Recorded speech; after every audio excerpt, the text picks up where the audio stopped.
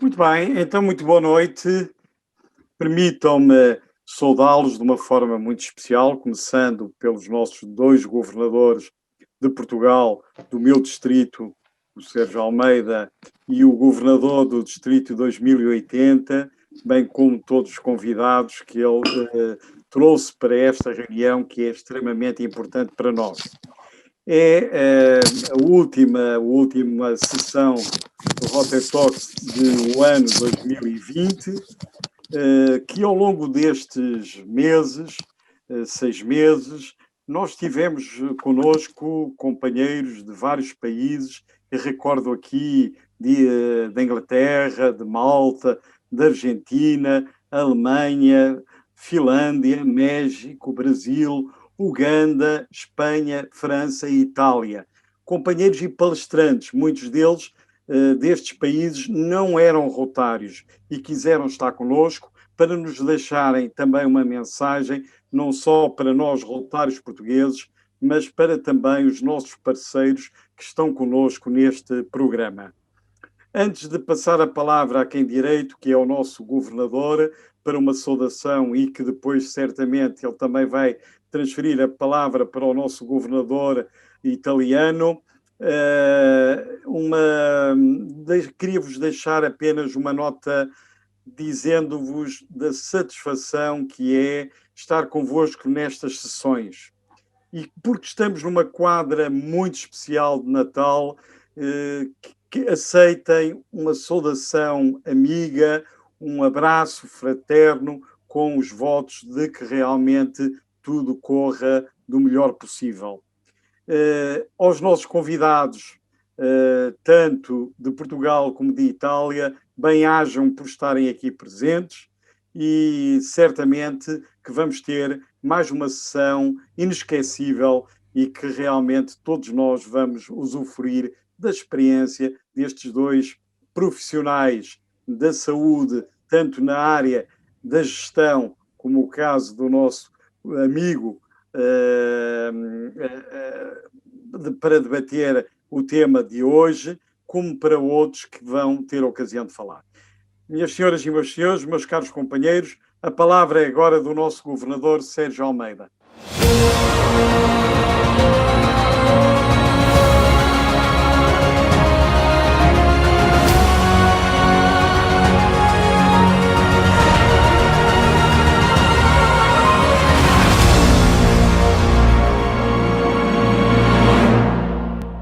Boa noite, companheiro Manuel Cepeda, obrigado. Boa noite a todos os companheiros. Quero saudá-los de uma forma especial, nesta época realmente também ela especial. Quero dar naturalmente as boas-vindas a todos os participantes de Portugal e de Itália. Saudar o meu querido companheiro e amigo, o governador Giovan Battista Molicone. Benvenuto. Buonasera. Grazie. Eu quase que já falo italiano, Giovan Battista, de tanto parlare con te. Tu sei bravissimo. Tu sei bravissimo, amici. Quero também deixar aqui um abraço especial ao nosso convidado, o Dr. Carlos Alberto Silva, Presidente do Conselho de Administração do Conselho, do Centro Hospitalar do Tamiguei Sousa, alguém que nos vai trazer aqui uma visão sobre aquilo que é efetivamente, e que são os desafios na área da saúde e que tem estado na linha da frente nesta altura muito difícil e complexa que tem sido, enfim, esta da pandemia do Covid-19 e mostrando também ele e aquilo que são os profissionais do seu centro hospitalar uma resiliência, uma capacidade acima, digamos, da média de superação. Muito obrigado, Carlos Alberto, por estar connosco. Também quero saudar o nosso querido convidado italiano, que o Giovan Battista Molicone poderá depois apresentar, e que é o nosso querido Pierluigi Bartoletti. Pierluigi, buonasera, benvenuto. Companheiros, o grande objetivo desta sessão é, no fundo, e como falou o companheiro Manuel Cepeda, de aproveitarmos as sinergias e a dinâmica que tem sido o apanágio do Rotary Talks.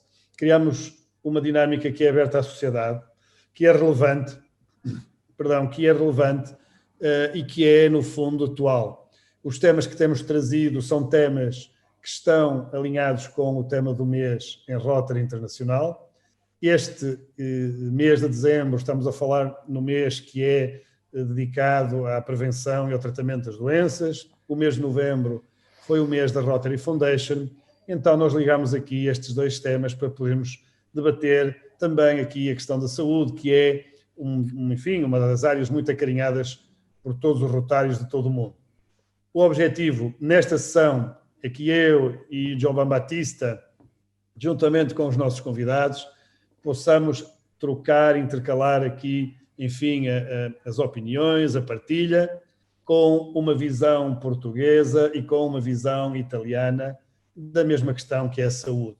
Numa altura em que todos percebemos que a saúde não é só uma responsabilidade dos profissionais de saúde, mas é algo que nos diz respeito a todos nós. Não há economia sem saúde, não há dinâmica sem saúde, não há desporto sem saúde e, portanto, hoje, mais do que nunca, esta visão holística, esta visão agregadora, esta visão de conjunto é muito necessária. Portanto, nós vamos seguir em frente. Eu vou passar a palavra ao meu companheiro governador Giovan Battista para salutare a tutti. Grazie Sergio, grazie per l'opportunità che mi hai dato per essere presente qua stasera qui con voi e saluto tutti gli amici soci rotariani del distretto 1970 del Portogallo. Che dire, saluto oltretutto l'amico dottor Pierluigi Bartoletti che stasera ci dedica parte del suo tempo, è un medico impegnatissimo in Italia, segretario generale dell'Associazione Medici di Medicina Generale e in più è responsabile del Covid-19 dell'ospedale Lazzaro Spallanzani di Roma e oltretutto Pierluigi esercita la sua professione di medico di base in Roma, quindi con tutte le problematiche che noi stiamo affrontando in questo momento. Per chi non conoscesse il distretto 2080, il distretto 2080 comprende Roma, Lazio e la Sardegna. È composto da 95 club e 3.300 rotariani, 50 club Rotaract, 700 rotaractiani, 40 club Interact e 350 interactiani. Questa è la fotografia del distretto 2080 e sono ben lieto di ospitarvi quando è possibile viaggiare e venire a Roma. Io non mi trattengo ulteriormente, ripasso la parola all'amico Sergio, col quale siamo in grandissima sintonia dopo che abbiamo fatto i nostri legami fra gli Interact del distretto 2080 e del distretto 1970. Continua questo nostro rapporto di amicizia, di collaborazione, di condivisione del nostro percorso di governatore del Rotary. A te Sergio, grazie.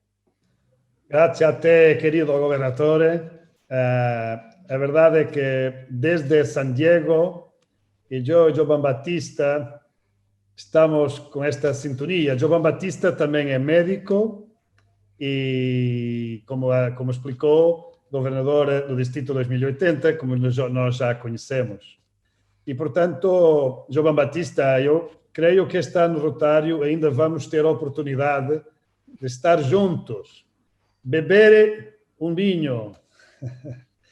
Okay? Assolutamente. Absolutamente. Esto es imprescindible. Aquí tenemos un representante buenísimo de Italia, presidente Riccardo Benedetti. Por eso abbiamo hecho una contrattazione incredibile. Vero. Questo è un segnale che i nostri distretti sono più che mai uniti, soprattutto in questo momento di difficoltà. Claro que sim. E todos somos necessários e a saúde é um tema realmente importante. Eu queria saudar, porque agora já vi aqui, não tinha reparado no início, o nosso coordenador de Rotary Internacional, Sérgio Aragón, que está aqui conosco. Boa noite, Sérgio. Buenas noches. Un placer estar con vosotros. Déjame que quite esto. Un placer estar con vosotros y compartir esta charla tan interesante. Felicidades por la organización. Muito obrigado, Sérgio Aragón, que é o nosso coordenador de Rotary International e que tem feito um trabalho muito meritório na Ibéria, com Portugal e Espanha, e com quem tenho tido o prazer de trabalhar de forma muito contínua. Muito bem, eu vou passar a palavra ao nosso convidado e, sobretudo, deixar aqui uma nota também um pouco pessoal, diria, para além daquilo que é o currículo do Dr. Carlos Alberto. Eu já tive a oportunidade de assistir a algumas conferências do Carlos Alberto, também o conhecemos de algumas intervenções na televisão, públicas, enfim, em que tem sido chamado a dar a cara, digamos assim, coisa que nunca se negou, com muita responsabilidade, e gosto particularmente de o ouvir na sua visão muito prática e muito, diria, genuína sobre aquilo que é a visão na administração e da gestão hospitalar e na área da saúde. Por isso acho que esta dinâmica Portugal-Itália de amigos do Carlos Alberto com o Pierluigi Bartoletti vai ser muito interessante. Eu dou mais uma vez as boas-vindas ao Carlos Alberto e passava-lhe aqui a palavra, deixando aqui um desafio para que partilhasse connosco, no fundo, quais são os grandes desafios, Carlos Alberto, neste momento que estamos a viver. O Covid-19 é um tema incontornável, não é esse o tema de hoje, mas temos que falar nele, no fundo. Eu gostava que partilhasse aqui connosco, enfim, o que é que está a ser este desafio, este ano, para vocês, hospitais portugueses. Muito boa noite, muito obrigado pelo convite. Um gosto muito grande de estar aqui neste bocado de noite a partilhar com todos vocês um pouco da minha ideia, do meu pensamento, da minha experiência sobre isto.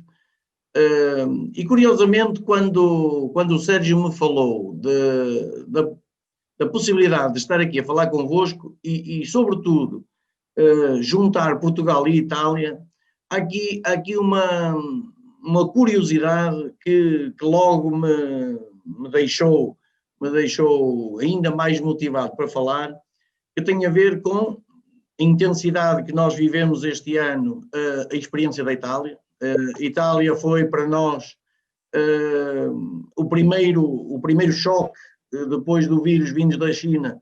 O primeiro choque que tivemos na Itália, aquilo que foi para nós mais perto na Europa. E quando apareceu em Itália, apareceu no norte da Itália, na zona mais industrializada, com mais empresas, com aquela dinâmica da economia. E surpreendentemente, quando começámos a ver, passados uns tempos, a pandemia chega a Portugal e chega justamente num contexto muito parecido. Chega no norte de Portugal, chega na zona industrializada de Portugal, com dinâmica económica, com muitas empresas também. Alguns dos vírus iniciais supostamente terão vindo de pessoas que de Portugal foram à Itália e vieram, portanto até esta proximidade teve também essa experiência. E nós fomos no nosso centro hospitalar, que é um centro hospitalar que fica a norte do Porto, e tem a responsabilidade de tratar 520 mil pessoas, ou seja, 5% da população portuguesa, numa área muito grande. Tivemos ali naquela altura um choque muito grande e uma necessidade de nos readaptarmos rapidamente. A primeira fase foi uma fase em que deixámos, porque estávamos todos cheios de medo, nós não tínhamos equipamentos de segurança, não tínhamos os ventiladores, muita coisa, e deixámos logo ali uma série de doentes, nomeadamente os doentes não Covid, as patologias não Covid, deixámos-las paradas naquela altura, porque tínhamos que concentrar os recursos para tratar os doentes Covid. E isso fez com que, durante aqueles meses, março, abril, tivéssemos um acumular muito significativo de doentes não Covid, que não tiveram possibilidade de ter a sua consulta ou a sua cirurgia atempadamente. Fomos acumulando essa lista. Depois, a partir de maio, quando tivemos alguma folga, alguma janela de oportunidade, porque diminuiu a intensidade que tínhamos do Covid, nós começámos rapidamente a recuperação das listas de espera para não perder esses doentes não Covid e dar a resposta que eles mereciam.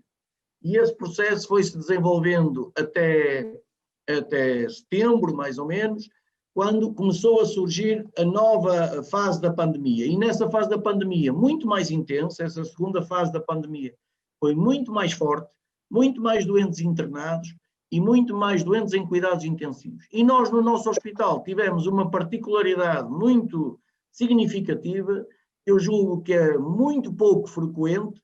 Em Portugal foi única, mas provavelmente em Itália também seria impossível de acontecer, em que um só hospital teve em simultâneo 10% dos doentes de todo o país internados em enfermaria num determinado momento.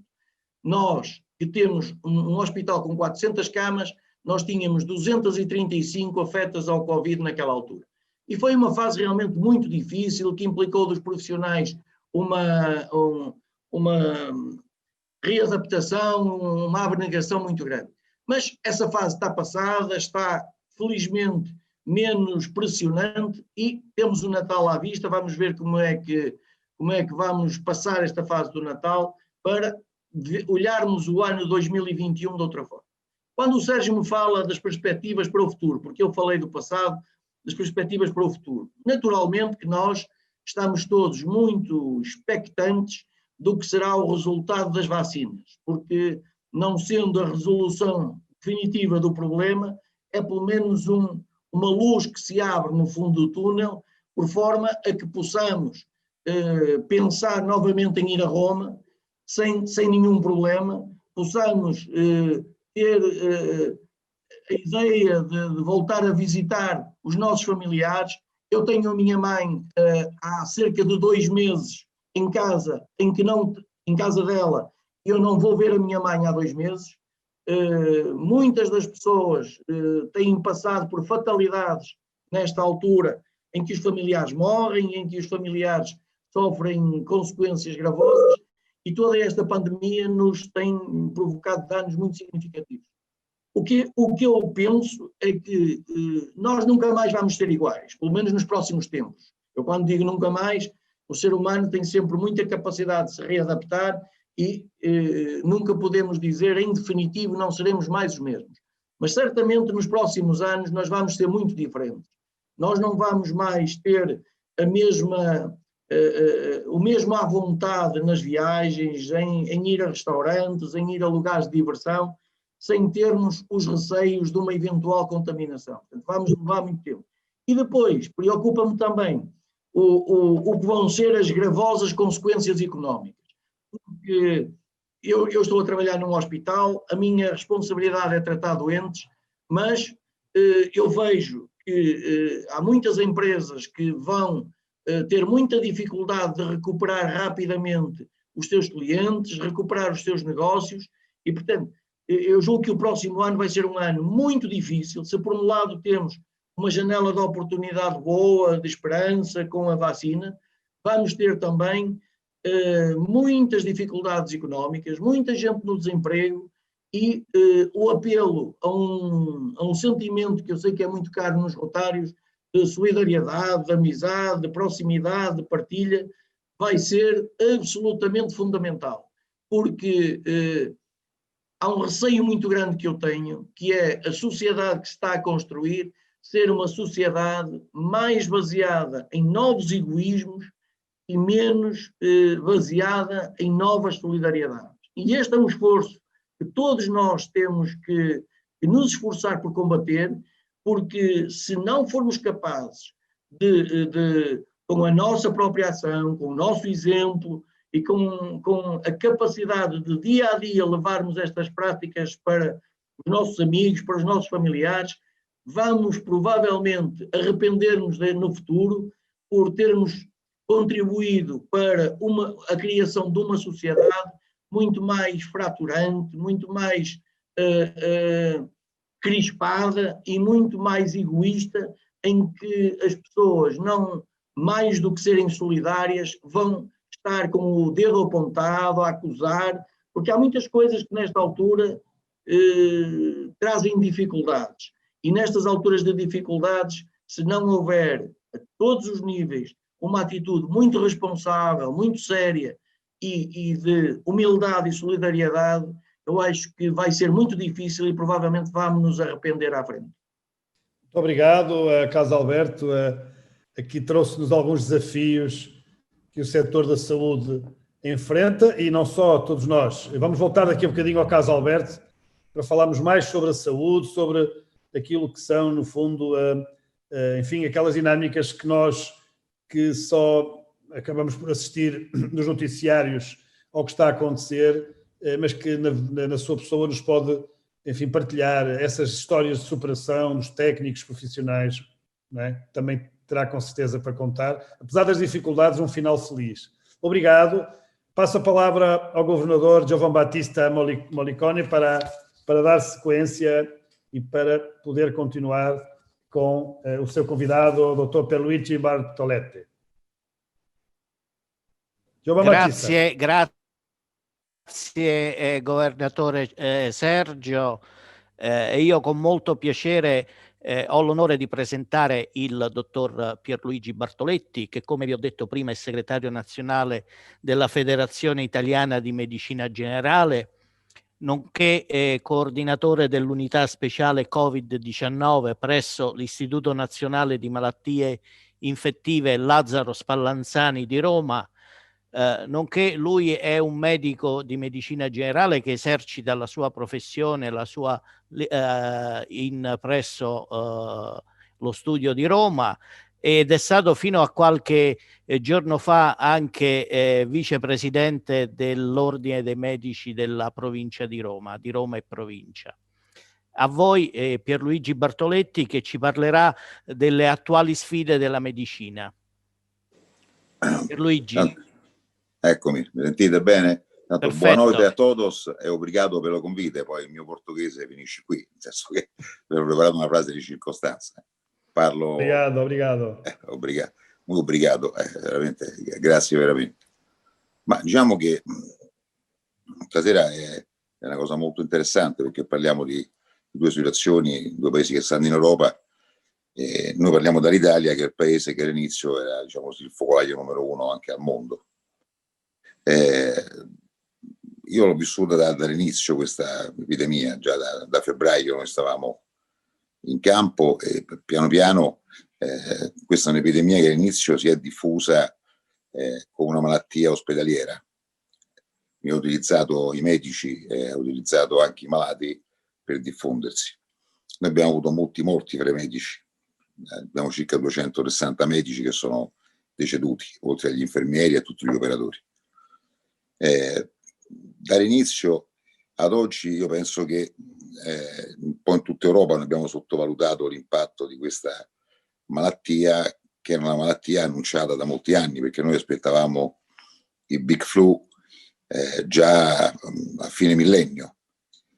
Si è parlato della SARS come possibile Big Flu, e la prima SARS era un coronavirus esattamente come questo.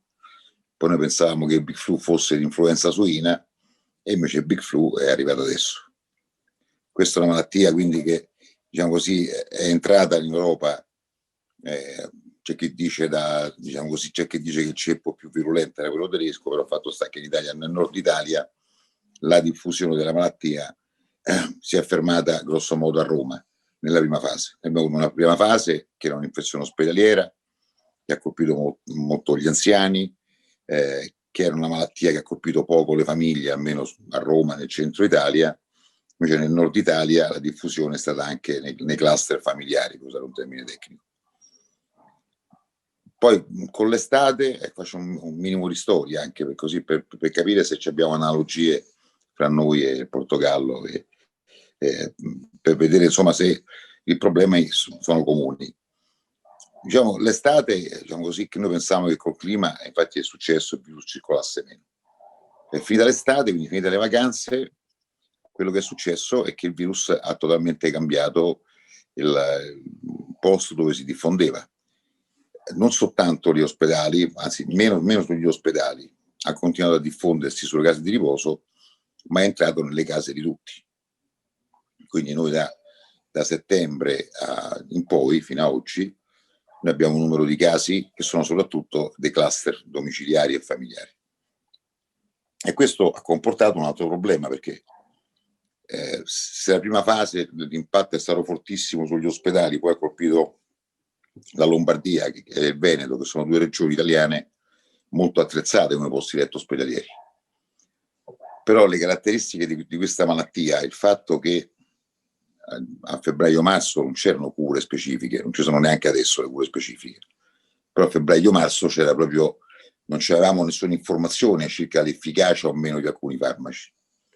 Questa è una malattia impegnativa, non è come diceva qualcuno un poco più di un'influenza. Questa è una malattia che può partire con un raffreddore, ma può avere conseguenze potenzialmente letali, quindi è una malattia da forte impatto sociale, psicologico ed emotivo per tutti, anche per i medici. Infatti un altro dei fattori che noi abbiamo visto, quando noi siamo partiti qui da noi nel Lazio a fine marzo, quando è iniziata anche qui la diffusione nelle case di riposo, noi eravamo nel Lazio siamo circa 5.000 medici di famiglia, eravamo in 5 a partire, 5 su 5.000, perché tutti avevano paura nell'andare a curare queste persone nei posti, nelle RSA, quindi le strutture per anziani, nelle case alloggio.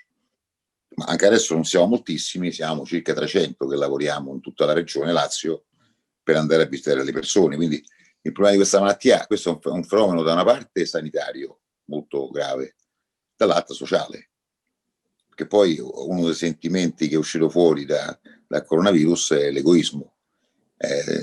Ci sono delle persone, ci sono diverse reazioni al Covid. C'è chi ha reagito chiudendosi dentro casa, no? Proteggendosi da tutto e da tutti. C'è chi dice ma io non ho nessun problema, quindi fa il contrario, ma gliene incoglie.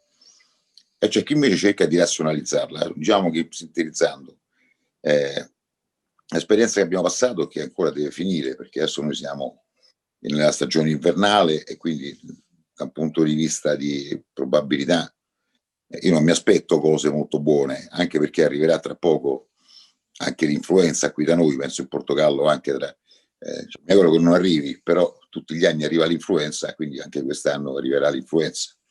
Pensiamo che il distanziamento delle mascherine, questo l'abbiamo visto anche in Australia, ha diminuito l'incidenza dell'influenza, però non c'è da contarci troppo. E siccome la diagnosi di questa malattia è una diagnosi che, diciamo così, si fa soltanto dopo che si è fatto un tampone, perché la sintomatologia è assolutamente aspecifica, febbre, tosse, lacrimazione, quindi sono sintomi assolutamente generici che sono propri delle patologie respiratorie. Il rischio vero è che noi, se non stiamo attenti, se noi non prendiamo misure di sicurezza adeguate, ci vorremmo ritrovare a gennaio sulla base di un numero di malati già elevato adesso in Italia non abbiamo pochi malati, ce ne abbiamo molti. La curva è un po' appiattita, ma non è scesa. E quindi significa che se noi sommiamo a questi malati che già esistono, a questi nuovi contagiati, altri malati anche di influenza, noi rischiamo che gli ospedali non riescano più a drenare la domanda. E questo pone un altro problema, che da un punto di vista della sanità cosiddetta del territorio, quindi fuori dall'ospedale, abbiamo molti problemi. Il primo problema che abbiamo è che in ogni caso in Italia la sanità viene gestita dalle regioni. Il governo nazionale ha dato delle indicazioni generali, poi ogni regione organizza il sistema in maniera diversa. E questo è chiaro che di fronte a un virus che è sempre lo stesso, se si risponde in maniera diversa allo stesso problema, si rischiano, come si sta rischiando, di avere difformità nel trattamento. L'altro problema che c'è ancora adesso è che non ci sono terapie specifiche. Quindi si utilizzano protocolli di cura che noi sappiamo possono gestire le fasi più acute della malattia, ma non sono specifiche per il Covid. Rispetto a marzo abbiamo migliorato tantissimo questa parte di gestionale. Però c'è anche da dire che io personalmente contate, io l'ho fatto ad oggi, la mia unità penso che avrà fatto circa 300.000 visite in tutta la regione Lazio dall'inizio della pandemia. La malattia è cambiata, è la malattia più aggressiva, quella che abbiamo visto a ottobre, è una malattia che non è come all'inizio si diceva colpisce soltanto i grandi anziani in maniera pericolosa, questa colpisce anche persone di mezza età. È una malattia difficile da gestire perché ogni caso è a sé stante, quindi è difficile capire chi può stare a casa, chi non può stare a casa, è anche difficile capire in base al giorno in cui si osserva il malato. Se si visita il malato dalla prima alla quinta giornata, spesso il quadro sintomatologico è un quadro molto lieve, non preoccupante. L'aggravamento avviene normalmente dalla quinta giornata in poi, soprattutto in alcuni soggetti come sono i diabetici, gli ipertesi oppure soprattutto quelli in sovrappeso. L'ultima cosa che vorrei dire è che poi diciamo così che oggi rappresenta un po' l'elemento di preoccupazione è proprio il fatto che questo è un virus che rispetto alla SARS-1, quindi quello che noi avevamo visto nel 2003, all'epoca stavo in Consiglio Superiore di Sanità e mi sono occupato anche della SARS-1 quando ero confinato in Cina. Quel virus era un virus che aveva fatto dallo zibetto il salto di specie, era un virus molto più pericoloso, con tassi di letalità molto più alti, ma non era un virus così diffusivo. Questo è un virus che è molto affine per la razza umana ed è un virus capace di diffondere velocissimamente all'interno di una famiglia nel giro di pochi giorni. Quindi rispetto alla prima problematica, la SARS, questo è un virus che assolutamente dipende da quello che noi riusciamo a sapere che funziona sicuramente. E quello che sicuramente funziona è il distanziamento sociale, l'igiene delle mani e le precauzioni, soprattutto le precauzioni, stando in ambienti chiusi, di aprire sempre le finestre. Sul País avevo letto un lavoro tempo fa, molto bello, che parlava proprio dell'effetto della ventilazione dei locali sulla diffusione del virus. Quindi le precauzioni sono l'unica difesa riconosciuta che noi abbiamo e adesso ci aspetta un periodo che da una parte è un bel periodo perché è Natale, Capodanno, sono le feste, dall'altra è un periodo che però dal punto di vista sanitario se non ci stiamo attenti potrebbe rappresentare un elemento di preoccupazione come è stata la preoccupazione quest'estate, quando noi abbiamo visto che le persone hanno abbassato la guardia e il virus che eravamo riusciti a far diminuire di molto come contagiosità è tornato in maniera molto più prepotente nelle nostre case subito dopo.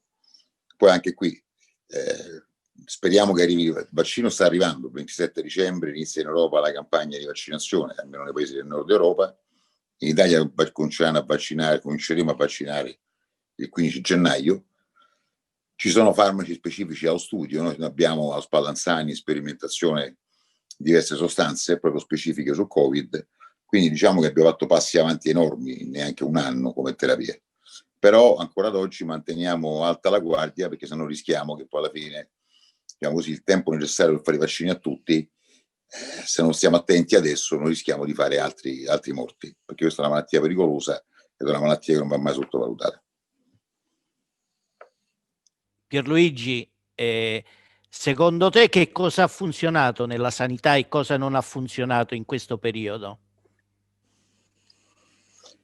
Quello che non ha funzionato dall'inizio c'è stata molta confusione, siamo stati presi un po' tutti alla sprovvista, la gestione in Italia da parte delle singole regioni ha determinato ulteriore confusione.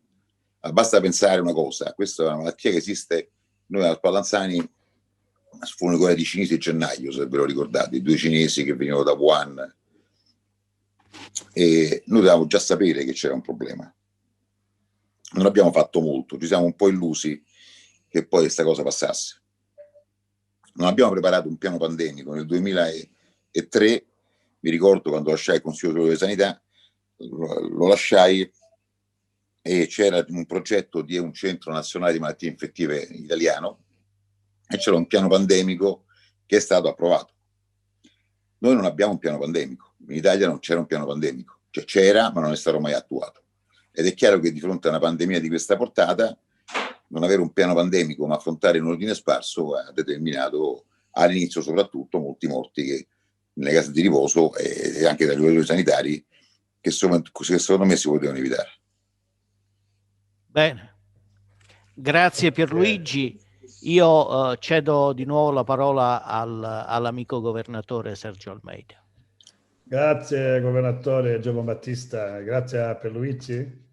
Carlos Alberto, eu colocaria, tinha aqui uma pergunta, mas entretanto, apanhando aqui a dinâmica do Pierluigi e do Giovan Battista, colocava-lhe esta questão: o que é que funcionou e o que é que não funcionou nesta resposta que estamos a dar à pandemia? O cidadão comum, o cidadão que não está ligado à saúde, tem normalmente uma exigência muito grande relativamente àquilo que deveria ter sido aquela resposta quase imediata a um problema novo e de uma dimensão que nós não conhecíamos. Eu devo dizer que o início foi muito assustador para todos nós. No início ninguém sabia grande coisa sobre a doença, sobre tudo isto e, como eu disse há pouco, não tínhamos as condições, nem equipamentos de segurança, nem instalações adequadas, nada. E, portanto, a primeira fase foi realmente muito difícil. Foi uma fase em que tivemos que fazer apelo a muitas medidas de improviso, muitas medidas de adaptação quase dia a dia, em função das circunstâncias. Nós não tínhamos noção de qual ia ser a dimensão do número de doentes Covid que íamos ter internados. E quando, para as pessoas que não são da saúde, é preciso perceber que um hospital precisa de uma revolução autêntica quando nós temos que transferir doentes que eram não Covid, que não estavam contaminados, para um novo espaço para acolher doentes Covid. Nós tivemos que reprogramar os elevadores por forma a que os elevadores não parassem naquele piso para não haver risco de contaminação. Nós tivemos que construir paredes, nós tivemos que fazer um conjunto de coisas para garantir espaços de segurança, para garantir circuitos adequados e, portanto, aquilo que foi feito na primeira fase, muito de improviso, muito rapidamente e sempre numa base do desconhecido. Nós não fazíamos ideia nenhuma de qual ia ser a dimensão. Cada dia que passava era uma descoberta nova em função do que fosse acontecer. Depois, para a segunda fase, houve, de facto, tal como foi dito pelo nosso colega italiano, uma preparação muito maior. A segunda fase, nós estamos a lidar com a segunda fase de uma forma muito mais eficaz. Nós temos equipamentos, já não há falta de materiais, não há falta de máscaras, não há falta de luvas, não há falta de fatos. Tudo isso está garantido, tudo isso está acautelado. Os profissionais estão muito mais confiantes. Os profissionais têm muito mais experiência da forma de lidar com os doentes e, portanto, já abordam as questões sem os receios, ou pelo menos com muito menos receios do que tinham na primeira fase. E, portanto, a segunda fase foi, de facto, já muito mais preparada, já muito mais, digamos, previsível do que a primeira. Agora, o que faltou e que foi, no nosso caso concreto, do nosso hospital, que, como eu vos disse há pouco, chegámos a ter numa determinada ocasião 10% de todos os doentes Covid do país. Não é possível. Eu usei a expressão do tsunami naquela ocasião para o que aconteceu no nosso hospital, porque quando um hospital, e não é por culpa do hospital, é por culpa da pandemia concentrada num determinado momento na mesma região. E quando um hospital é sujeito a esta pressão de ter 10% dos doentes de todo o país, só há uma solução, que é a solidariedade entre hospitais. E aí é um aspecto que fomos nós a sofrer por essa realidade, que também não era previsível, ninguém tinha experiência disso.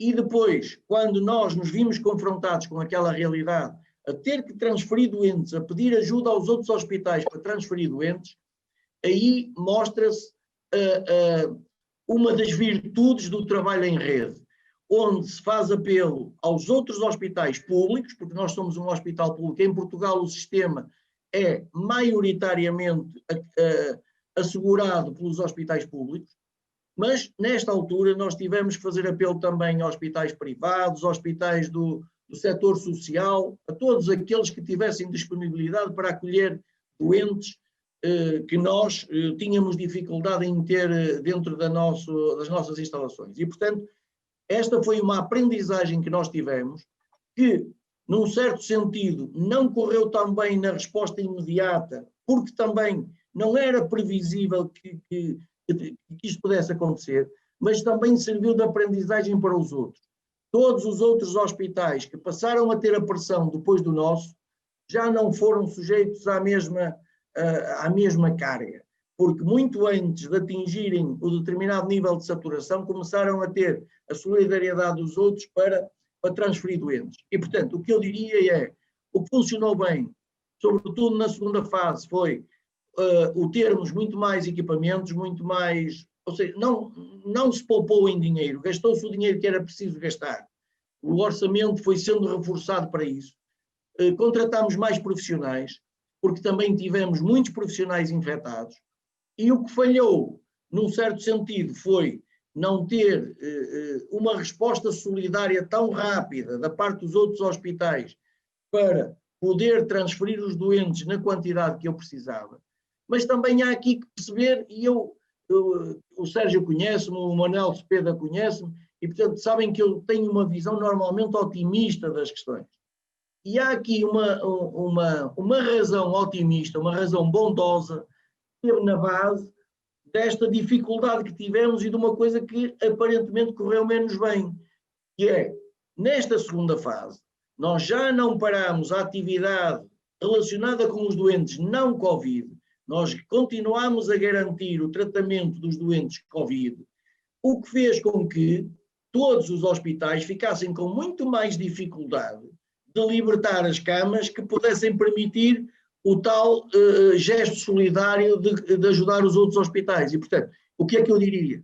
Aquilo que correu menos bem foi esta solidariedade que chegou um bocadinho mais tarde, em determinadas ocasiões, do que podia ter chegado, mas tem uma razão bondosa. E, portanto, eu diria que, em geral, da nossa experiência em Portugal, eu acho que temos razões concretas para nos sentirmos confiantes e otimistas sobre o resultado obtido, porque realmente os números que nós temos de novos casos, de mortes, etc., não são uma coisa que nos possa envergonhar. E, aliás, essa é outra realidade que era importante também perceber, é que, sendo a pandemia algo de nível mundial, alguns países que na primeira fase foram apontados como exemplos fantásticos, e eu cito o caso da Suécia, que é um dos mais paradigmáticos, em que numa primeira fase, inclusive, nem sequer adotaram medidas restritivas, deixaram que a vida corresse normalmente, que a economia funcionasse, que as pessoas circulassem. E eram apontados como um exemplo, e neste momento está-se a ver o resultado.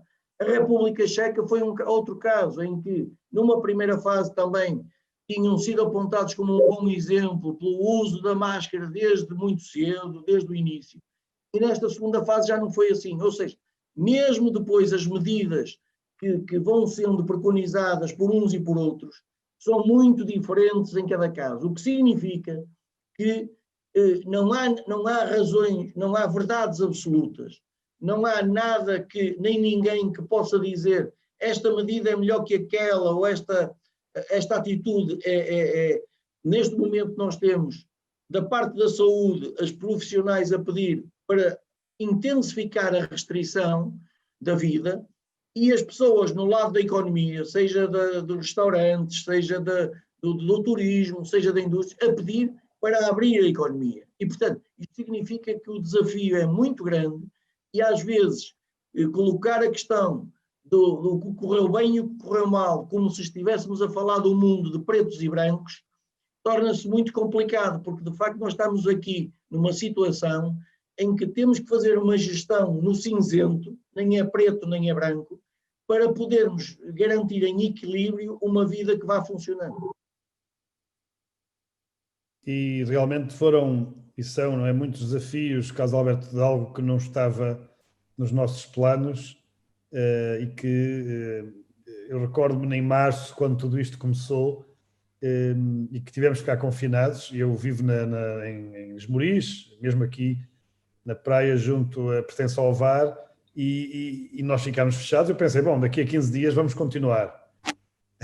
E na realidade esse primeiro momento foi muito, muito assustador. O Rotary, só para que tenham uma ideia, agregou os clubes, juntaram-se e começaram na compra e distribuição de máscaras, de álcool gel, ventiladores, a nível enfim, de muitos países, em Portugal e no nosso distrito também em particular, e nós sentimos que fomos muito ágeis nessa ação, não é? E tanto é que chegámos a uma altura que até já havia máscaras a mais, toda a gente começou a comprar e a querer ajudar, ninguém estava preparado, não é? Claro. Esse choque, como diz o Carlos Alberto. Muito Mas bem. Mas foi um problema mundial, e esta questão deve trazer também para a Europa, no seu conjunto, um desafio muito grande, que é de transformar todo o tecido económico numa capacidade de resposta muito maior e numa dependência menor em relação à China. Porque, de facto, nós ficámos todos dependentes da China, ao preço que eles quisessem vender, ao prazo da entrega que eles quisessem assegurar. E, portanto, se há algo que a Europa tem que aprender desta experiência, é sermos capazes de converter muita da nossa indústria em substituição de importações e produzir localmente. Muito bem. É uma aprendizagem realmente para todos. Giovan Battista, governatore, ti passo la parola. Grazie Sergio. Al finale voy a parlare italiano. Vero. Spagnolo, italiano, português, un po'. Ci manca Maria Soledad. Sì, però tengo Sergio Aragon, mio hermano spagnolo. Grazie Sergio. Io credo che adesso cerchiamo di pensare anche a quello che può essere la sanità nel prossimo futuro, perché sicuramente questa pandemia ha cambiato tutti i nostri modelli di riferimento, tutto quello che pensavamo che potesse essere, quelle che erano anche le nostre certezze. Sicuramente Pierluigi ce ne parlerà in maniera più incisiva e più approfondita per quello che potrà essere la sanità sia in Italia, ma credo anche che a questo punto europea e mondiale del futuro, e soprattutto che visione ha, che pensa lui che come si può svolgere questo nostro futuro nella sanità. Ma intanto diciamo che probabilmente a livello di Europa noi da Maastricht e Schengen le politiche sanitarie sono sempre state fuori dalle politiche europee. E noi avevamo anche, spesso si parlava e si diceva, ma appare bizzarro che insomma se c'è una libera circolazione di persone nel continente europeo, è chiaro che c'è anche una libera circolazione di malattie nel continente europeo. E la pandemia l'ha evidenziato, cioè nel senso che in un'Europa più aperta alla circolazione delle persone, quando abbiamo dovuto fronteggiare tutti insieme lo stesso virus, l'abbiamo fatto a livello italiano con le regioni, ma a livello europeo in maniera difforme. Quindi secondo me bisognerà vedere anche e soprattutto in che situazioni sociali ed economiche ci lascerà la pandemia. Perché oggi in uno stato di emergenza, diciamo così, tutte le attività che abbiamo sospeso sono state ristorate o, diciamo così, sovvenzionate dagli stati. I debiti pubblici sono sicuramente aumentati, sicuramente la sanità, che è sempre stato un costo per molti politici, si è visto che invece è un grande investimento, perché se avessimo risposto in maniera diversa a questo virus, probabilmente le conseguenze economiche e sociali sarebbero state minori. Pensiamo a tutti quanti esercizi commerciali, liberi professionisti, tutti quanti i lavoratori e i commercianti che in questo quasi anno hanno dovuto chiudere. pensiamo all'incertezza di molte famiglie, che almeno in Italia adesso c'è la cassa integrazione, che è un sostegno statale, ma finita l'emergenza finirà anche il blocco dei licenziamenti. Quindi abbiamo molti interrogativi dal punto di vista economico. Di sicuro la risposta, l'Europa, se diciamo così, circolano le persone, circolano le malattie. Quindi fare un ragionamento anche su politiche sanitarie europee, soprattutto su agenti patogeni infettivi, non sarebbe sbagliato, perché metterebbe in sicurezza il continente. E qui faccio un discorso da cittadino, non da medico. Da medico dico che in ogni caso il futuro, ecco, del prossimo sistema, probabilmente noi abbiamo fatto tutto un lavoro pensando e sperando che fossimo immortali. Quindi il sistema si era configurato un po', ma anche in Portogallo, oltre che in Italia, anche in altri paesi, su un sistema tarato sulle patologie cronico-degenerative. Quindi anche la preparazione dei professionisti è una preparazione assolutamente inesistente nei confronti di una difesa di un agente patogeno aggressivo come questo. E anche le misure a disposizione erano inesistenti. Abbiamo delocalizzato la produzione delle mascherine, la produzione dei guanti, la produzione di tutti quanti quei beni che sono protezione per i sanitari, per esempio. E in tutta Europa acquistiamo materiale in Oriente, in Cina. Ed è chiaro che se l'epidemia è in Cina, il materiale non ce lo vendono, perché se lo tengono loro. Quindi il discorso è anche qui cominciare a ragionare che non si muore soltanto di vecchiaia, purtroppo si può morire anche per una malattia virale. E per questo anche la preparazione dei medici deve essere una preparazione non esclusivamente focalizzata sulle patologie croniche, ma che deve comprendere anche le patologie acute. Io penso che il Covid non andrà via. Questa è una malattia nuova, questo è un virus nuovo, vaccino o non vaccino, di cui ancora non conosciamo bene neanche la durata, se sarà un vaccino annuale. Sappiamo già che è una dose doppia, cioè questo è un vaccino che deve essere fatto in 2 dosi.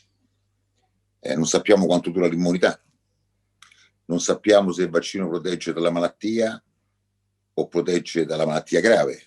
Sappiamo che protegge dalla malattia grave quello della Pfizer che uscirà adesso. Ci servirà tempo per avere i risultati.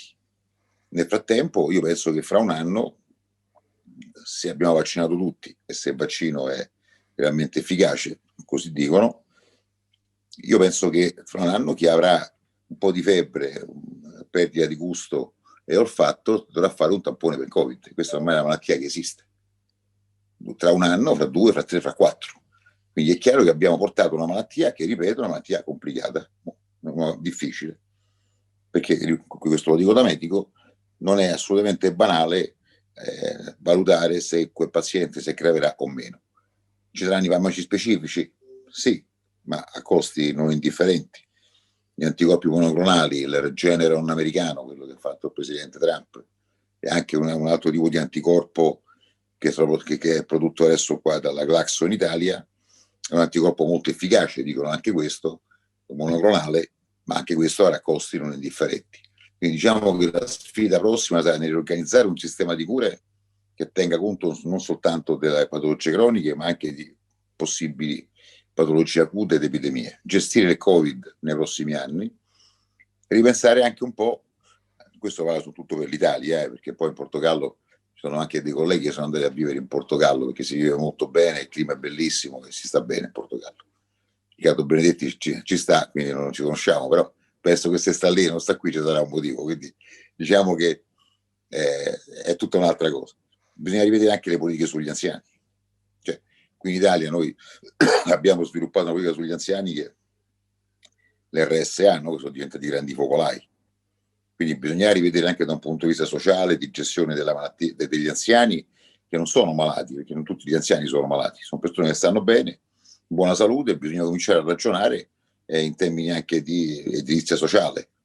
No, come nei paesi anglosassoni spesso ci stanno proprio dei paesi a misura d'anziano, quindi dobbiamo un po' ripensare tutto quanto, e però dobbiamo fare i conti con la crisi economica che purtroppo, visti i parametri anche che abbiamo noi di spesa pubblica, e io non sono molto ottimista sulla situazione economica, e dovremo fare i conti anche con quello per ripensare un sistema che sia più efficiente e che nonostante e che sia anche più preparato nei confronti di queste patologie. Grazie Pierluigi, ma tu cosa pensi? Che la medicina del territorio può essere valorizzata, deve essere valorizzata e come potrebbe essere valorizzata? Ma io penso che la medicina del territorio è un pezzo del sistema sanitario pubblico, no? Noi qui nel Lazio, cito la mia esperienza perché la conosco bene, quando noi siamo partiti a febbraio, in pochissimi, non c'erano mascherine, c'erano pochissimi mezzi di protezione, poi non c'erano conoscenze, nessuno sapeva cosa fare per curare questi malati. La cosa più logica, siamo andati nell'unico posto in Italia che aveva visto questi malati, che era lo Spallanzani, con dei colleghi che erano gli unici che avevano visto queste persone ammalate che venivano dalla Cina, e abbiamo cominciato a parlare e a capire che si poteva utilizzare e come si potevano gestire questi casi. La sanità del territorio non può essere la sanità del territorio, deve essere un pezzo di assistenza sanitaria che insieme all'ospedale gestisce delle patologie che non è detto che debbano andare in ospedale, come il Covid, ma non è detto neanche che devono stare sul territorio. Perché un malato di Covid, 85 su 100, si può gestire tranquillamente a casa, il resto, un altro buon 10%, si può gestire insieme ai colleghi ospedalieri in telemedicina, in teleassistenza, con presidi più complicati, ma una minoranza va assolutamente ospedalizzata. E quindi se non c'è un sistema integrato tra territorio e ospedale, noi rischiamo di ripetere gli errori passati. Tant'è che adesso noi, per esempio, come nell'Azio Unità Speciali Covid, oggi noi lavoriamo insieme all'Ares, lavoriamo insieme allo Spallanzani, lavoriamo insieme alle ASL, lavoriamo insieme in medicina generale e facciamo da collante su tutti i pezzi di sistema che non si parlano. Questo non è possibile. Un assistito deve avere la garanzia, che si chiama in italiano la presa in carico, cioè serve un professionista che se ne prende carico e lo porta fin dove può portarlo lui. E poi quando quel professionista lì non può più gestirlo perché è un malato magari troppo grave o sono condizioni sociali non adeguate, deve poterlo ricoverare in ospedale. Tutto questo non può dipendere dal malato, ma deve dipendere dal professionista che nel sistema deve essere messo in condizione di dialogare con tutti quanti, con l'ospedale e col territorio. Quindi la medicina generale non può essere la medicina generale, deve essere la medicina del territorio che fa la sua parte, ma non la fa da sola, la fa insieme agli altri componenti del sistema. E così oggi abbiamo visto che se non integriamo il sistema, la risposta è assolutamente inefficiente. Bene, grazie Pierluigi. Io ridò la parola all'amico governatore Sergio Almeida. Grazie a João Battista, grazie Pierluigi. Obrigado. Carlos Alberto, vamos voltar aqui ao nosso tema, e eu estava a ouvir o Pierluigi e creio que percebi, enfim, o seu alinhamento também. Falou há bocadinho nesta dificuldade que houve entre o início e agora o controle que já está a acontecer também em Itália, portanto já estamos de alguma forma aqui a viver com o vírus, não estamos a viver ainda bem, nem é isto que queremos, mas enfim, tem sido um novo anormal, não é? Nada de normal, mas um novo anormal. Daquilo que são as dinâmicas num hospital e nesta área que para nós, como o Carlos Alberto há bocadinho dizia, é bastante desconhecida, portanto nós acabamos por ver tudo isto na ótica do utilizador, e a saúde traz sempre aqui uma carga emotiva muito forte, porque, enfim, hoje mais do que nunca sabemos que é o mais importante, no fundo, acaba por ser também uma consequência o que está a acontecer, se calhar, da pouca consciência global que enquanto seres humanos temos tido, na forma como gerimos os recursos, na forma como, há bocadinho o Carlos Alberto falava, na forma como temos gerido também a nossa economia, enfim, há aqui toda uma aprendizagem que nós podemos retirar disto tudo. O que é que nós, Carlos Alberto, e temos aqui hoje empresários, empreendedores, profissionais, no fundo, de várias áreas, porque o Rotary é um movimento de profissionais, o que é que nós, que não somos da área da saúde, podemos aprender com a área da saúde? Ou seja, o que é que nós poderemos retirar daquilo que é a gestão de um hospital? Eu já ouvi o Carlos Alberto noutras ocasiões a falar sobre este tema. Na altura até deu um exemplo ao contrário, que foi aquilo que o Carlos Alberto levou das empresas para os hospitais. Questões de Lean, de coaching, de Kaizen, enfim, tudo isto. Agora eu pergunto-lhe ao contrário, o que é que nós, nas nossas organizações, nós enquanto profissionais, poderíamos aprender com aquilo que é a gestão de um hospital? Então vou pegar nisso e vou fazer ao contrário. Vou dizer assim, vamos fazer tudo o que estiver ao nosso alcance para não termos que ir ao hospital. Ou seja, vamos passar a defender ou vamos fazer um esforço grande para pedir aos nossos governantes, aos nossos decisores, para investir mais em políticas que sejam fatores indutores de boas práticas de saúde, de alimentação, de desporto, do que seja, de maneira a que os hospitais, os sistemas de saúde, sejam, em vez de sermos sistematicamente fatores onde se gasta mais dinheiro a alocar recursos, a colocar profissionais, a comprar equipamentos, vamos tentar fazer tudo para não termos que lá chegar. E então cada um de nós, na nossa vida pessoal, alimentação saudável, boas práticas de vida, tudo isso deve ser, na nossa prática cotidiana, deve ser um exercício que temos que fazer de uma forma mais intensa. E passar esta mensagem a todos, passar a mensagem, levá-la às escolas, praticá-la nas empresas, porque já que estamos a falar aqui de empresários e pessoas e tal, praticá-la nas empresas. Muitas das vezes nós temos práticas em todos os setores da nossa vida, que depois, no curto prazo, podem até parecer que estão a significar redução de custos, poupança de dinheiro, mas que nos vão trazer faturas para pagar mais tarde. E, portanto, eu julgo que era muito importante que todos olhássemos. Aliás, isso depois leva-nos também à própria defesa do ambiente e do planeta a nível mais global, seja da água, seja dos recursos naturais, que trazem consequências inevitáveis àquilo que é o nosso estado geral de saúde. E, portanto, eu diria que temos que, é a minha opinião, diria que era bom que nós saíssemos desta pandemia com esse sentimento coletivo.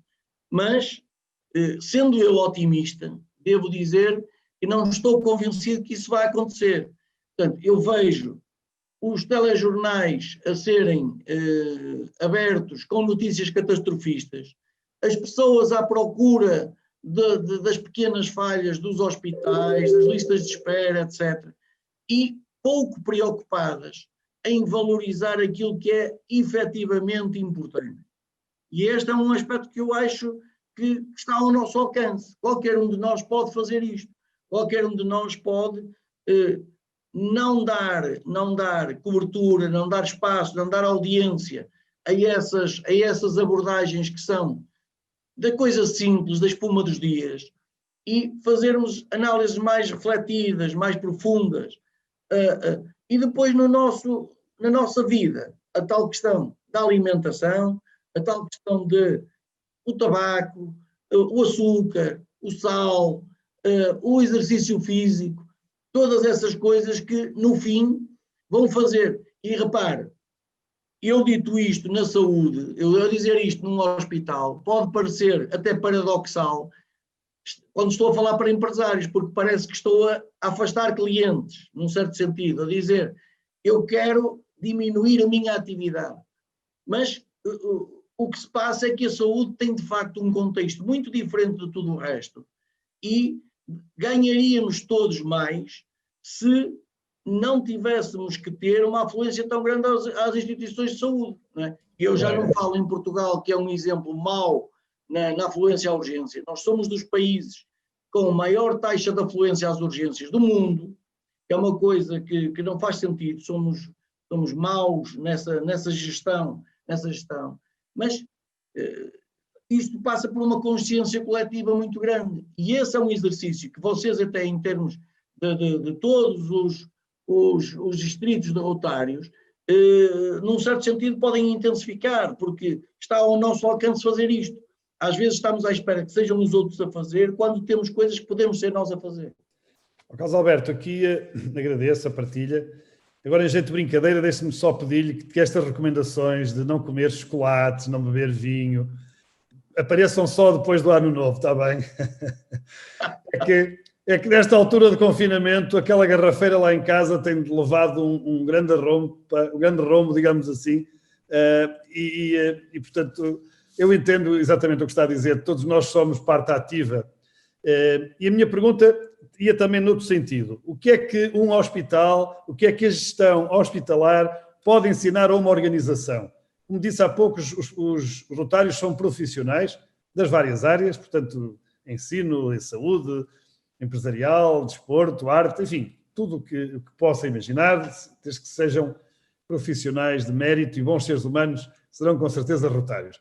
Na sua experiência como gestor, imagino que nós o contrataríamos como grande consultor para as organizações. O que é que um hospital, o que é que os profissionais de saúde podem ensinar às outras organizações? Que para nós é um mundo realmente muito desconhecido. Só esta questão que há bocadinho dizia, do elevador não poder parar, ter que construir a parede, portanto, por força de um vírus, realmente é algo que quem está do lado de fora não imagina.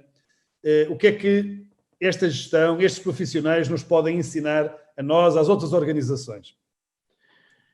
Aquilo que normalmente as organizações pensam que é a receita certa e que não funciona nos hospitais, que é muita rigidez. Dê-nos alguns exemplos práticos, Caso Alberto. Muita rigidez. Ou seja, se nós não formos, num certo sentido, na visão das empresas normais, nós temos que ter comportamentos todos standardizados, padronizados, todos eles muito bem definidos.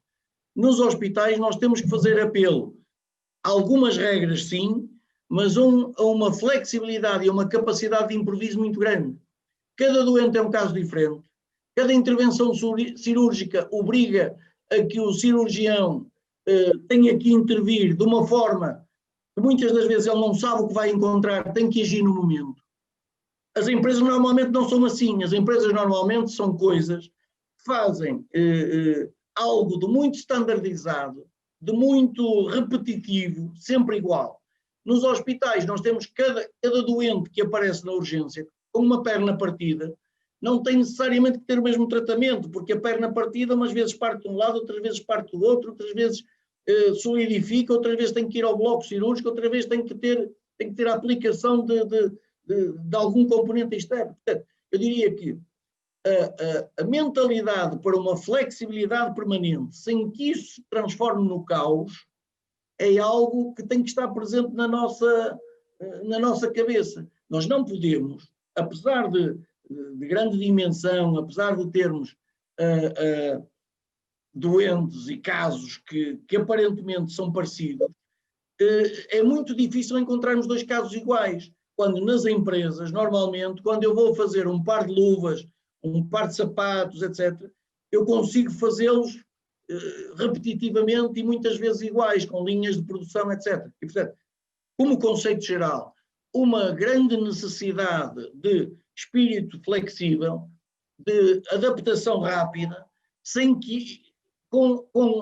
correr o risco de entrar no caos, porque não podemos, mesmo assim, deixar de continuar a ter organização e a ter metodologias, mas são metodologias que não são compatíveis com aquilo que é a vida de uma empresa industrial, por exemplo, não é? Isso, claro, deve trazer grandes níveis de stress aos profissionais de saúde, não é? De estarem sempre... Traz níveis de stress e traz uma outra coisa muito difícil que nas empresas também não é assim tão frequente. É que nós depois temos que viver... Eu costumo dizer que a concentração de licenciados por metro quadrado, de pessoas com formação superior por metro quadrado num hospital, é, em média, muito superior àquilo que é o normal das empresas. A não ser empresas de tecnologia de ponta, daquelas que são efetivamente muito desenvolvidas. Mas há outras empresas, a grande maioria das empresas, não tem este cariz, ou seja, de concentração em metro quadrado de um grande número de licenciados. E isso depois faz com que a cultura organizacional, toda ela, seja diferente de uma outra organização onde tínhamos muito mais diferenças nos patamares de conhecimento e nos patamares de formação dos profissionais. porque as discussões depois, ali já se fazem discussões com patamares de conhecimento muito parecido, muito próximo, onde o fator partilha acaba por ser muito maior e muito mais intensificado, não é? Muito bem, e isso também faz dos gestores, neste caso, faz com que tenham de estar muito preparados, não é? Para este... No fundo, a vossa matéria-prima são pessoas, e pessoas que, quando chegam ao hospital, já não vão em muito bom estado, infelizmente, e estão a precisar de muitos cuidados. Muito obrigado, Carlos Alberto. Nós nos hospitais só temos um tipo de doentes, um tipo de utilizadores que não são doentes. São as senhoras grávidas que vão para o hospital para ter as crianças. Essas são as únicas que lá vão sem ser doentes. Os outros todos acorrem ao hospital a precisar de ajuda. Aí os únicos que podem ficar mais doentes são os pais que ficam cá fora e que se calhar se estressam um bocadinho, que são mais medricas às vezes que as próprias mães. Mas realmente é um bom exemplo, porque os hospitais também são centros de vida e de coisas boas. E o Carlos Alberto sabe que na nossa atividade, na minha atividade também, que de alguma forma promove o lado positivo da saúde, não é? O lado bom, o juntar, no fundo, hoje nós percebemos que tudo isto é holístico, temos que tratar, como dizia há bocadinho o Carlos Alberto, temos que tratar também de fazer a nossa parte. Muito obrigado, ainda voltamos a si. Giovanni. Mi sentite? No, pronto? Passo la parola. Grazie. Io farei un'altra domanda a Pierluigi. Considerando che siamo sotto le feste natalizie, quindi c'è questo riunirsi nelle case, questo momento di condivisione, di stare insieme, cosa si prevede, Pierluigi, nei prossimi giorni? Quali provvedimenti sono stati adottati o saranno adottati, pensi che saranno adottati per le festività? E sei d'accordo con queste misure? Saranno sufficienti ad affrontare l'inverno ed evitare una terza ondata di contagi? Diciamo che io ho visto già questo film ad agosto. Quando il 16 agosto siamo stati chiamati per andare a Fiumicino a ricevere le persone che erano andate in vacanza dalla Spagna, dalla Grecia, dalla Croazia, e che erano positive. E noi in quel mese e mezzo, 2 mesi, abbiamo vanificato tutto il lavoro fatto fino a giugno. Con la differenza che noi avevamo l'autunno davanti, che era sì rischioso, ma poi qui a Roma e in Italia, grosso modo, la stagione è stata buona, quindi non è stato molto freddo. Adesso il problema, l'avevo già detto prima, è che noi abbiamo gennaio, con l'influenza anche. Quindi è chiaro che se noi partiamo già a gennaio con un numero di malati molto alto, con le rianimazioni che non sono vuote, diciamo così, ma sono rianimazioni occupate, con posti letto ospedalieri occupati, e abbiamo un'altra ondata di malati anche di influenza, quindi anche volendo essere ottimista, se non fosse Covid ma influenza non andrebbe bene lo stesso. Quindi quello che si prevede è che ci saranno misure restrittive, se ne parlava oggi, anche in Nord Europa, anche negli altri paesi. Cenone con massimo 2 persone, in più non conviventi, spostamenti fra comuni bloccati. Io sono d'accordo, perché io penso che questo sarà un Natale particolare, questo è stato un anno eccezionale. Se stiamo attenti, noi inizieremo l'anno prossimo con i vaccini e con una prospettiva tutta diversa. Se non stiamo attenti, noi rischiamo già a metà gennaio, perché il Covid normalmente ci mette 15 giorni per vedere l'aumento dei malati, iniziamo in un periodo difficilissimo. Quindi io penso che sono d'accordo nell'essere, diciamo così, senza esagerare, ma le precauzioni vanno prese, vanno limitati i comportamenti troppo sociali. Consiglio è sempre lo stesso: se stiamo a casa anche con delle persone anziane, stiamo attenti, apriamo le finestre, non stiamo troppo in locali chiusi e rispettiamo le distanze, perché questa è una malattia, ripeto, pericolosa, e noi per un Natale, diciamo così, un Natale diverso, fatto bene, può essere che ci apre la strada per una primavera diversa con meno limitazioni. Se noi facciamo invece un Natale che non rispettiamo le misure di sicurezza, non rischiamo che poi avere una bruttissima primavera. Io preferisco avere 4 giorni di Natale con un po' di limitazioni e poi avere un anno davanti a me che senza limitazioni e con un lavoro più sereno.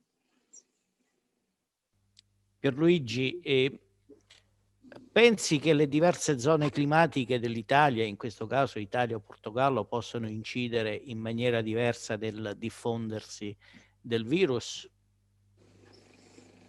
Ma questo del clima è sempre stata una cosa dibattuta. Allora, questo è un virus respiratorio, quindi questo è un virus che ha le caratteristiche di tutti i virus respiratori, quindi è più, diffonde di più quando noi siamo più deboli. Noi siamo più deboli come difese respiratorie quando è più freddo. Però si è visto anche che la pandemia non ha risparmiato i paesi caldi. In Messico, per esempio, che non è un paese notoriamente freddo, no? O anche nei paesi, anche in Africa, nonostante i dati non siano dati probanti come i nostri, questo è un virus che ha circolato. Quindi è chiaro che ha circolato di meno rispetto ad adesso. Io ho visto anche la malattia, ho detto all'inizio, i malati che ho visto a ottobre non erano i malati che vedevo a maggio. I Covid che ho visto a maggio-giugno, a parte gli anziani, a casa erano malattie tranquille. Con l'andare avanti della stagione, questo è un virus che sta avendo delle caratteristiche anche di impatto sulle persone diverso. Non so se è mutato, non penso, è proprio un problema di interazione organismo-virus. Quando il nostro organismo è più suscettibile perché è una stagione fredda o una stagione umida, sicuramente fa più danni rispetto a quando invece è più caldo, quindi abbiamo meno rischi di compromissione delle difese respiratorie. Quindi io non penso che questo è un virus che sia molto suscettibile a caldo-freddo. Il sole lo uccide come tutti i virus, quindi è chiaro che in un paese con più sole d'estate c'è meno possibilità di prenderselo sulle superfici, perché rimane di meno sulle superfici, d'inverno oppure in ambienti umidi rimane di più, ma non è un problema legato al virus, è un problema legato all'ambiente dove lui arriva. Un virus che vive anche molte ore su molte superfici, quindi la disinfezione è necessaria, è resistente, nei droplets vive molto, all'interno di ambienti non ventilati diffonde ed è assolutamente aggressivo.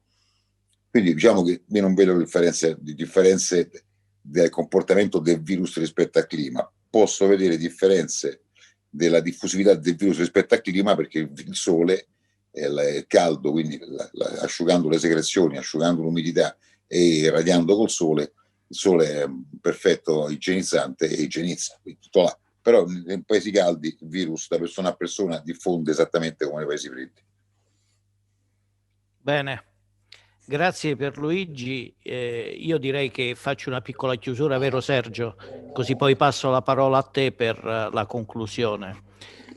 Io volevo ringraziare Pierluigi che sicuramente stasera ci ha dato quelle nozioni che a tutti quanti noi erano molto, molto specifiche e quindi ci hanno arricchito particolarmente.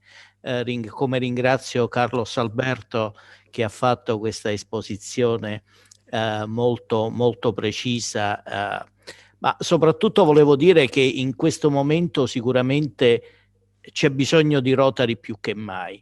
In questo momento il Rotary deve essere il collante e deve fare la prevenzione, deve portare avanti quelle idee che il Rotary è sempre riuscito a fare. Quindi in questo momento non ci dobbiamo chiudere dentro i nostri club, ma dobbiamo stare fuori dove la società, dove c'è bisogno, soprattutto in questo momento più che mai c'è bisogno di Rotary, c'è bisogno di tutta la nostra esperienza, c'è bisogno della nostra capacità di interagire con la società e di portare tutte quelle azioni proattive che sono necessarie per riuscire a combattere in maniera adeguata questo momento particolarmente difficile, anche perché non ci dimentichiamo che l'altra fase che stiamo affrontando è quella delle vaccinazioni e chi come Rotary ha un'esperienza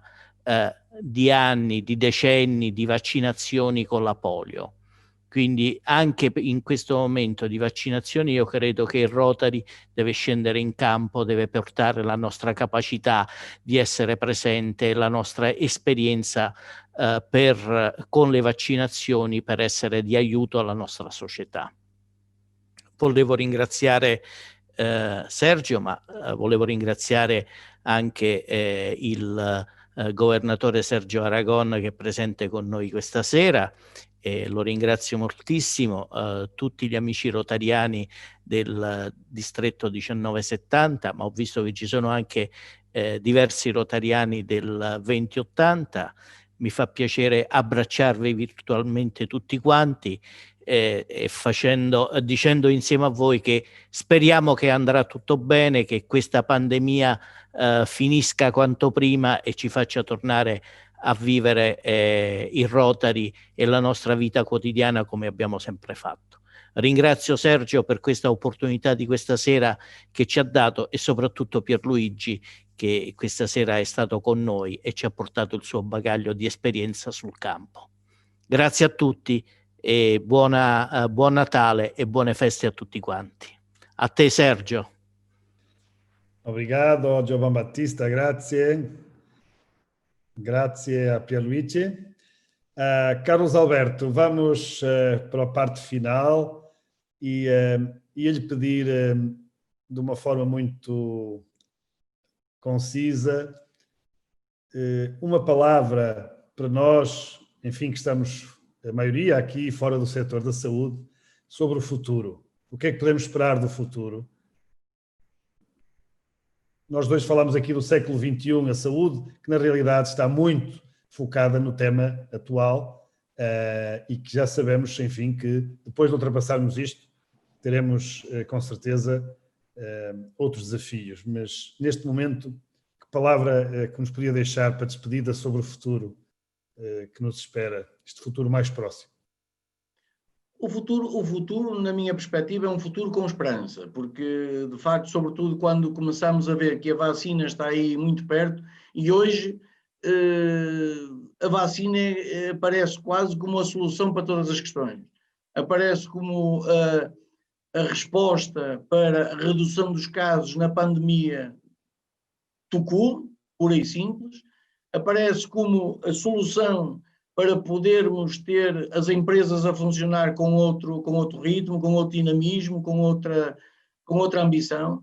Aparece como o caminho, a abertura de portas para que possamos voltar a encontrar-nos com os nossos familiares, os nossos amigos e voltar ao mundo dos afetos que temos parado e em suspenso há muitos meses.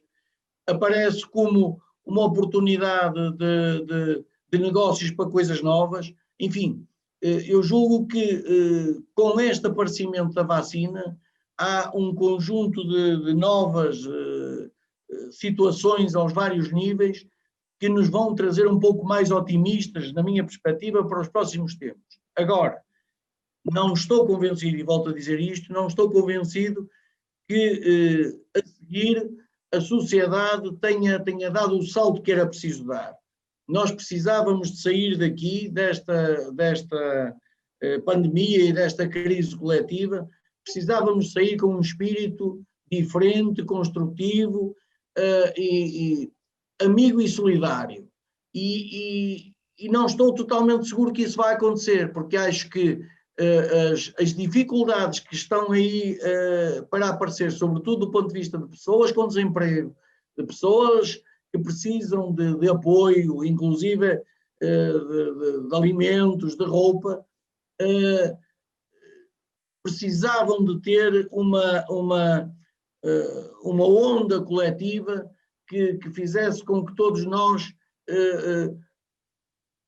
lutássemos para uma redução da diferença de rendimentos, para que pudéssemos ter uma sociedade mais justa e mais solidária.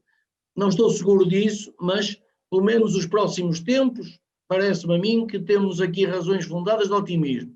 Era importante que começássemos já a pensar o futuro para além desses próximos meses e que aí tivéssemos realmente boas razões para. Eu Roma é uma das minhas cidades preferidas e eu estou ansioso por voltar a Roma e portanto, essa é daquelas coisas que eu já antevejo como uma janela de oportunidade a curto prazo.